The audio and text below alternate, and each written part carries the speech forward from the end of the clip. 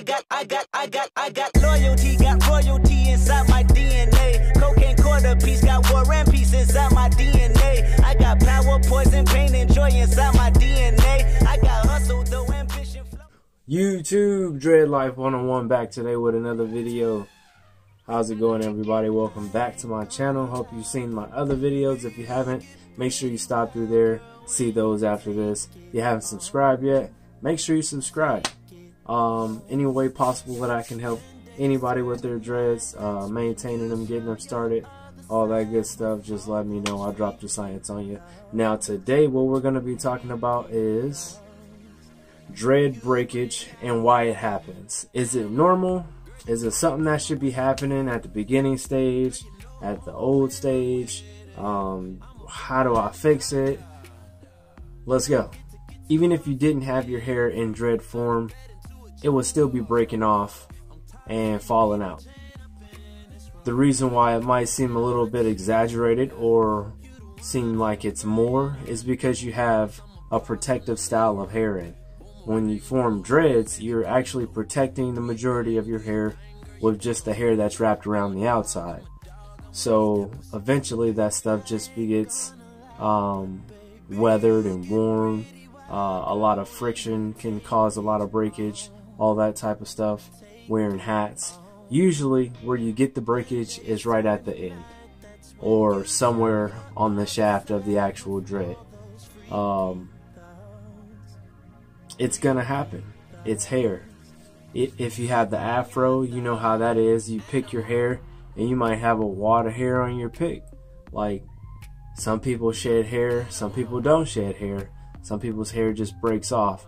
But the majority of your hair, when you have dreads, it just collects together and then eventually comes out.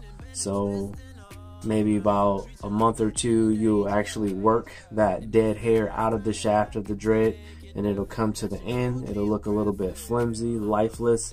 You can tell the difference between lifeless hair and dreads that have living hair in them. You can just already tell right off of the rip just by feeling it.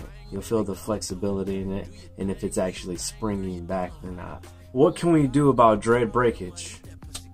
For one, you should definitely be wrapping your hair already at night. Especially pillows do not like hair. Laying up against that, and I'm pretty sure nobody goes to sleep like a vampire in just one position. I'm pretty sure I'm all over the bed. I'm hanging off of the bed. I'm on top of the bed. Got a pillow, no pillow. Laying on this, laying on my arm. It's a lot when your hair is constantly being rotated and rubbed up against night after night, whatever the case is. Eventually that stuff just starts to create friction. Create split ends, damage, and then it eventually collects in a group and breaks off. Or maybe even you'll have some major breakage, which is basically just living hair inside the dread, and it becomes very badly damaged. But I would definitely recommend wrapping your hair at night. Any chance that you can do that during the day, more power to you, although wrapping your hair too much will cause a lot of bacteria and other things to culture on top of your scalp. So I would just be aware that at some point in time of the day, even though we're wrapping it really good, we do need to let the air hit that surface of the body, which is your hair, your scalp, and all that.